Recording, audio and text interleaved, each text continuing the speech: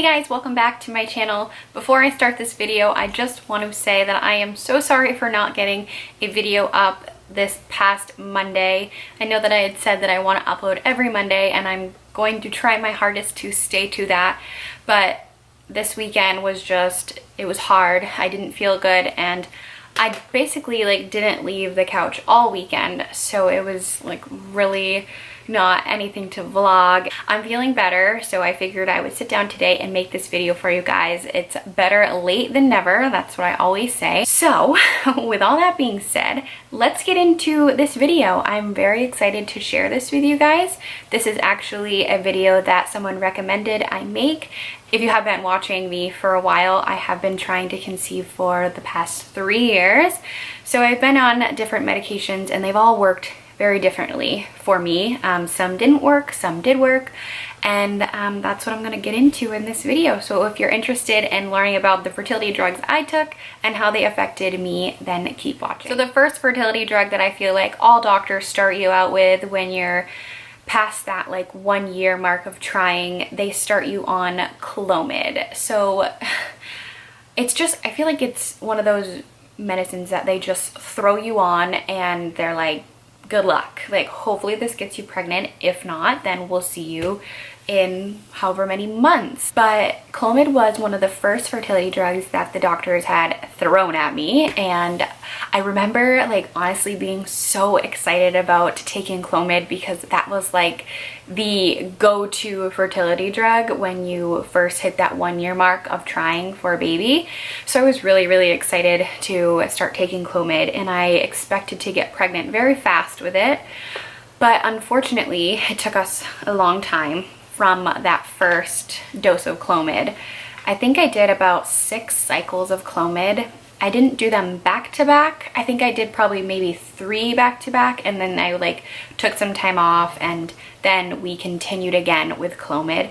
But when I first started Clomid, I started it at 50 milligrams, and I didn't notice too many side effects. I think the main side effect I had with Clomid would be the headaches. I had raging headaches the whole time I was on the pill, and I usually took it day 5 through 9. It's just one pill that you take once a day. I always took it in the morning, but people say they take it at night and it reduces their side effects, but I honestly didn't have that bad of side effects at all. I just, like I said, I had headaches. So you guys are probably wondering, how did it work? Did it work? And the answer is no. 50 milligrams did not touch me. And I have unexplained infertility, so there's no real cause to why I can't get pregnant. It's not like I have PCOS or I don't ovulate or whatever. But after a while taking OPKs, I figured out that I don't always ovulate, but I don't have PCOS, which is so weird. But anyways, long story short, we lost our health insurance because of a job change, so that kind of put us back a little bit. But then when we did get insurance back, we tried again with the Clomid, and I had asked them to please bump me up because I have not been ovulating, and I'm tired of taking a medicine that's not doing anything for me. So they did bump me up to 100 milligrams, and that cycle that I tried 100 milligrams, I had ovulated around cycle day 16, which is really early, or early for me. I usually don't ovulate until almost cycle day 24. So that was amazing, hallelujah. And I knew something different was happening that cycle because I had ovulated earlier and I was super crampy around ovulation. I don't know if that's from the Clomid or from getting pregnant, but I did get pregnant that cycle, and that would have been my 3rd pregnancy that I got pregnant with. But unfortunately, that pregnancy ended, which was my last miscarriage, and that ended at 9 weeks. My doctor had put me back on 100 milligrams when we wanted to start trying again, and it didn't work. It did not make me ovulate, and I was frustrated because I had lost a baby. I had taken so many cycles of Clomid, I was just ready to do something else. So then, me wanting to do something else, they bumped me up to 150 milligrams. And I think this is the highest dosage of Clomid you can take. So at that point, I'm like, oh my God, I'm gonna have twins. Like, this is such a high dose. I'm gonna have so many side effects. I don't know what's gonna happen. So I took the 150 and I didn't ovulate again.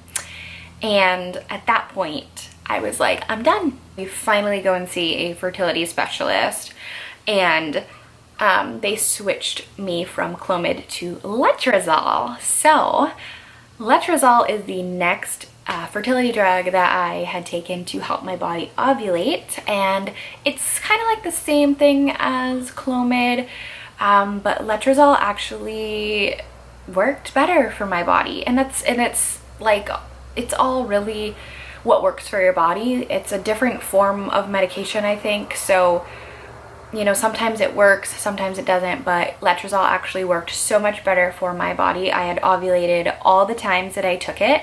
I did take Letrozole 2 times, and both times I did ovulate at CD 15 and CD 14. So thank God the Letrozole did work for me. And with Letrozole, I actually didn't even get headaches.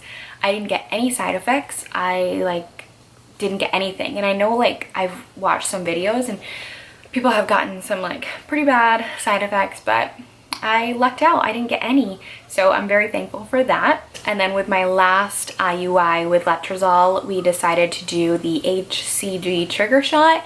And that's another fertility drug that you can use.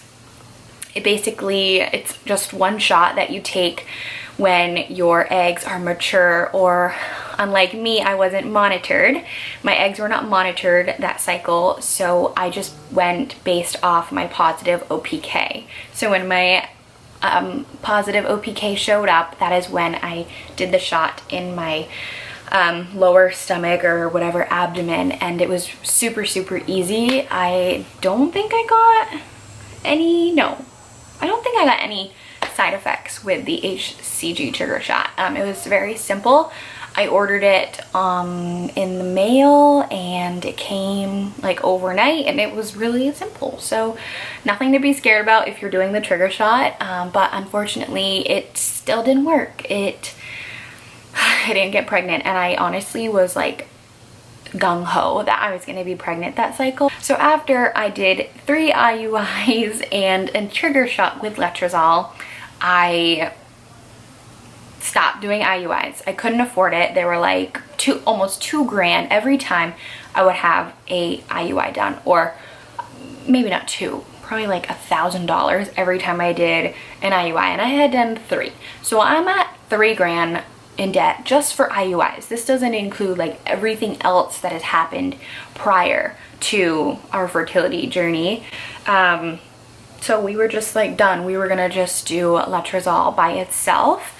But by the good grace of God, I got, or I actually won some fertility meds on YouTube, and I got some shots that you use in IVF to grow or stimulate your eggs and mature them, so that when they ovulate, you have a lot of eggs.